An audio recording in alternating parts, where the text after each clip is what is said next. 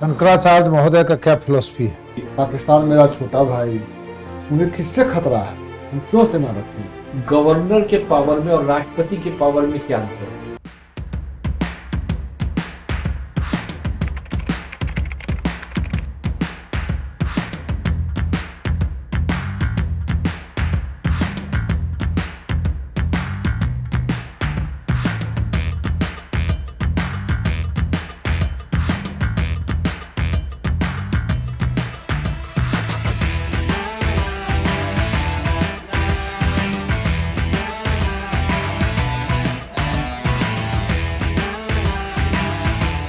May I come in, sir? Yes yes please come आइए Good afternoon, sir.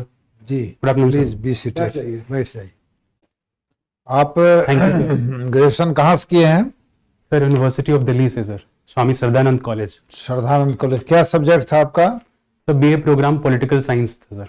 और ये programme क्या हुआ? मैंने ये ऑनर्स नहीं होता, अलग है? जी सर, ऑनर्स अलग है, सर। अच्छा, और ये इसका आपका ऑप्शनल क्या है? Sir, optional sir political science और इंटरनेशनल रिलेशन। और इसमें आप हॉबीज में क्या लिखे हैं? जी सर, प्लेइंग क्रिकेट। जी सर। खेलते हैं जी सर। डेली? सर डेली नहीं सर, वीक में 2-3 बार खेल लेते हैं, सर। कैसे पढ़ाई छोड़ के कैसे खेल लेते हैं? सर शाम का, सर इवनिंग टाइम। चलिए बढ़िया है। मैंने अपने आप को तरोताजा करने के लिए जी सर। जरूरी है। स्पोर्ट्स भी आपका क्रिकेट है, जी सर। ठीक है। आपका ये है PSIR, जी sir. Public political science and international relation. Relation. जी सर। ये श्रद्धानंद कॉलेज जो है, जी सर।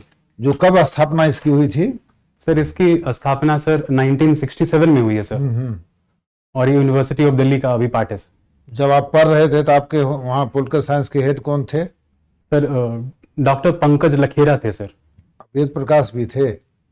नहीं सॉरी सर, ध्यान चलिए नहीं। कोई बात नहीं। इंटरनेशनल रिलेशन, जी सर। ठीक है। जी सर। देश का जो भारत देश का इंटरनेशनल रिलेशन जो है, जी सर। एक होता रीजनल, जी सर। एक अदर देन रीजनल।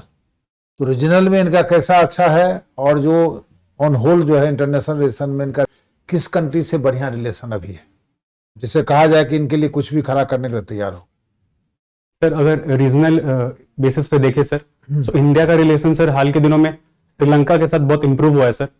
और रिसेंट जो अभी श्रीलंका में साइक्लोन दित्वा आया, उसके कॉन्टेक्स्ट में इंडिया ने ऑपरेशन सागर सिंधु भी वहां पे इनिशिएट किया और श्रीलंका के लोगों को हेल्प करने की मदद की, सर। तो श्रीलंका के साथ सर रीजनल बेसिस पे हमारा रिलेशन बहुत इंप्रूव हुआ है और बहुत अच्छे टर्म्स एंड कंडीशन पे है, सर। और अगर ग्लोबल पर्सपेक्टिव में देखा जाए सर, तो रशिया हमारा सर हर समय से एक टाइम टेस्टेड फ्रेंड रहा है इंडिया का, और वो अभी भी प्रेजेंट में है, सर। यूएसए के साथ भी सर हमारा relation over the years improve हुआ है। हाल के दिनों में कुछ टेंशंस हैं सर रिलेशनशिप में, जो कि थोड़ा और इंप्रूव होने की जरूरत है आगे के चलते। प्रधानमंत्री अभी कुछ दिन पहले गए थे लक्षद्वीप। जी सर। क्या उनका मकसद क्या था वहां जाने का?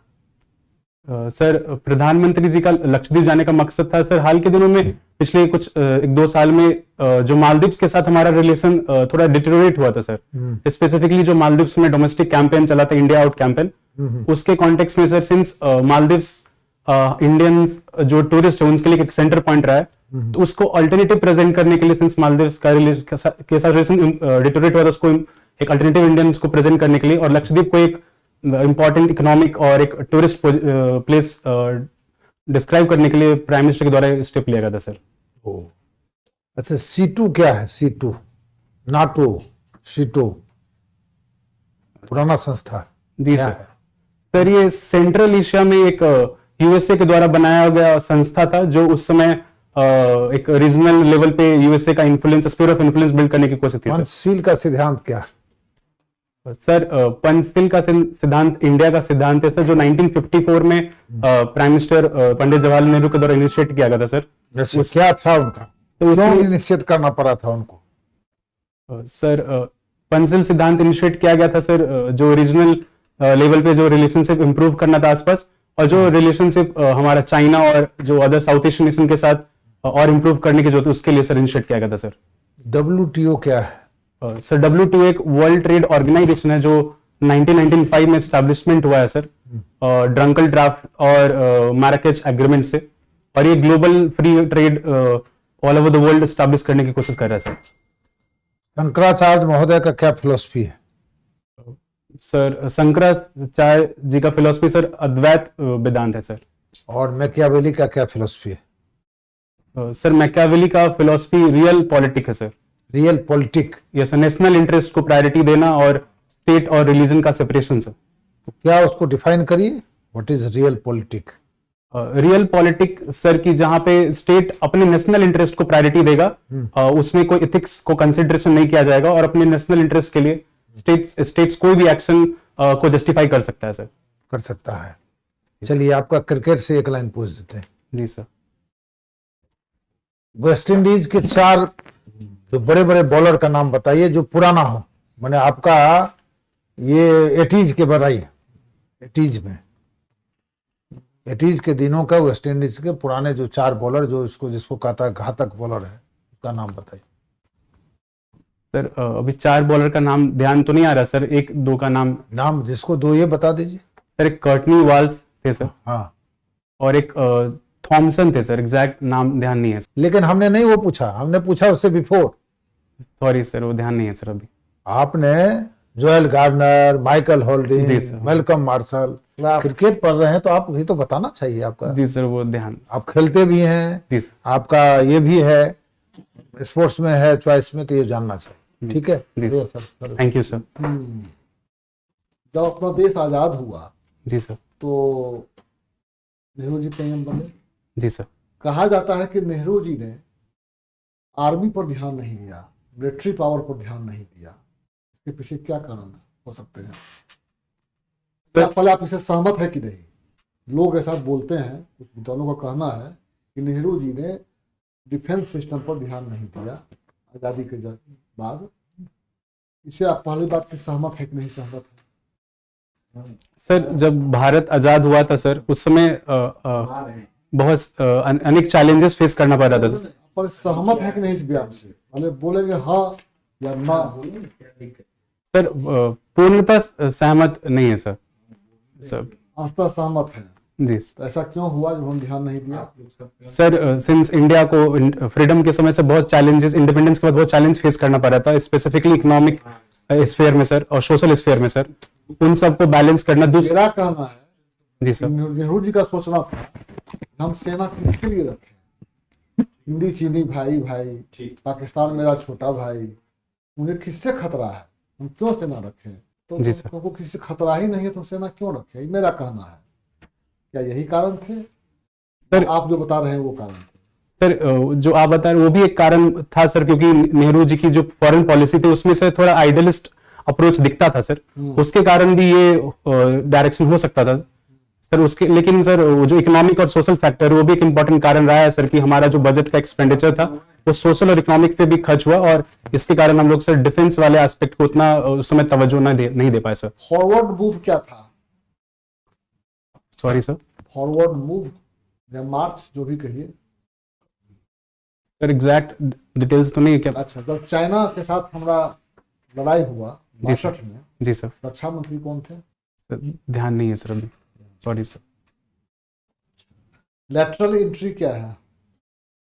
सर लैटरल एंट्री एक जो कोई भी एडमिनिस्ट्रेशन और सिस्टम में अगर जो बाहर से एक्सपर्ट को इंट्रोड्यूस किया जाता है सर उसको लैटरल एंट्री बोलते हैं सर।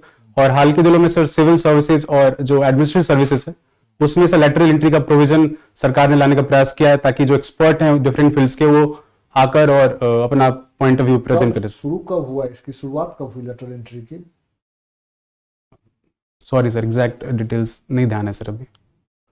अभी आपने कहा कि हाल के दिनों में, इसलिए हमने पूछा शुरुआत कब हुई इसकी। नहीं ध्यान है सर एग्जैक्ट। अच्छा, ये बता दीजिए कि लास्ट है प्राइवेटाइजेशन, जी सर।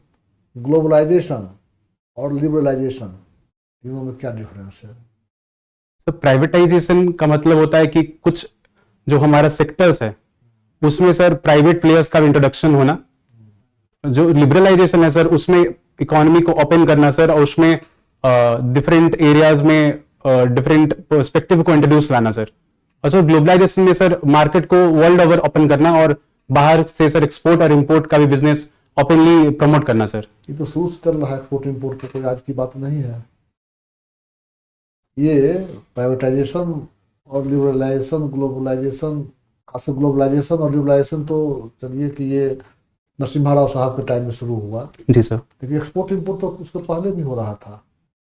सर जो ग्लोबल वैल्यू चेन है सर कोई भी प्रोडक्ट के डेवलपमेंट का, कि कोई भी प्रोडक्ट का डेवलपमेंट रॉ मटेरियल्स किसी एक कंट्री से आएगा, द मैन्युफैक्चरिंग सेंटर किसी अलग जगह पे बनेगा सर।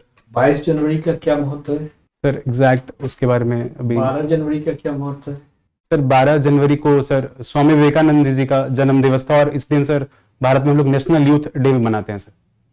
किस कारण से मनाते हैं? Sir since Vivekananda ji sir youth को एक इंस्पायर करने का उन्होंने एक प्रयास किया था, और अपने कम उम्र में ही सर उन्होंने एक सिग्निफिकेंट अचीवमेंट हासिल किया था सर, इसलिए उनके कंट्रीब्यूशन को। पुलिस से रिलेटेड फंडामेंटल राइट्स क्या? पुलिस से सर? हाँ, पुलिस से रिलेटेड। आप डीएसपी बनना चाहते हैं? सर मेरा first preference Bihar administrative service है सर। दूसरा अगर ये वो नहीं मिला जी तो सर। आपको पुलिस में तो मिलेगा ना? जी सर। जी सर। तो पुलिस से रिलेटेड जी सर। आदमियों का फंडामेंटल राइट जी सर। है ना? जी सर। पुलिस तो वर्दी पहना उसके बाद तो फिर वो रहता नहीं है जमीन पर, जी सर। लेकिन फंडामेंटल राइट्स है। क्या क्या है सर? आर्टिकल 20 में वो सर मेंशन है, और आर्टिकल 22 में से 2, और आर्टिकल 21 भी सर एक राइट टू लाइफ है और right to dignity of life है, उसमें भी सर तीनों राइट्स में सर पुलिस के अगेंस्ट जो 21, 20 20 और 22 सर। 22 सर और अभी ध्यान में नहीं आ रहा है सर। नहीं। गवर्नर के पावर में और राष्ट्रपति के पावर में क्या अंतर है? सर गवर्नर और राष्ट्रपति के पावर में सिंस दोनों कॉन्स्टिट्यूशनल पोस्ट है सर, बट सर गवर्नर के पास सर कुछ कॉन्स्टिट्यूशनल डिस्क्रिप्शन भी होता है, जो राष्ट्रपति के पास बस सिचुएशनल डिस्क्रिप्शन है सर। उसके अलावा सर जो पार्डनिंग पावर है सर, वो दोनों के पावर को कहाँ पर एक्सप्लेन किया गया है? दोनों को पावर मिला है ना? जी सर। जी सर। कहाँ पर से मिला है पावर? सर एक कॉन्स्टिट्यूशन से ये डायरेक्ट। कॉन्स्टिट्यूशन में कौन से आर्टिकल्स में है? सर गवर्नर का पावर कहाँ लिखा हुआ है और वहाँ का पावर कहाँ लिखा हुआ है? सो जो प्रेसिडेंट का जो पावर है सर, वो पार्ट 5 ऑफ द कॉन्स्टिट्यूशन में मेंशन है सर। हैं? पार्ट 5 ऑफ कॉन्स्टिट्यूशन सर, जो आर्टिकल 52 से इनिशिएट होता है सर। इसमें बताया गया कि president as a executive minister बनने के लिए कितना एज चाहिए? सर प्राइम मिनिस्टर के लिए एग्जैक्टली कोई एज नहीं डिसाइड है सर, बस एमपी कोई एज डिसाइड नहीं है। सर एमपी बनने के लिए सर। अच्छा, एमपी बनने के लिए कौन सा detail? Sir 25 years of age sir MP बनने के लिए। तो प्रधानमंत्री कौन बन सकता है? सर जो एमपी और कोई जो पॉलिटिकल। अगर मान लीजिए कि डिसाइड नहीं है, जी सर। अगर डिसाइड नहीं है लेकिन उनके पार्टी की जीत हो गई और उनकी उम्र 22 साल है, जी सर। तो वो प्रधानमंत्री बनेंगे? सर अभी के प्रेजेंट कॉन्स्टिट्यूशनल सिचुएशन के हिसाब से वो नहीं बन सकते हैं सर 22 साल में प्रधानमंत्री। तो आप कहते हैं कि एक तरफ आप कहते हैं कि प्रधानमंत्री के बनने के लिए कोई एज डिफाइन नहीं है। सब सॉरी सर 25 साल है सर।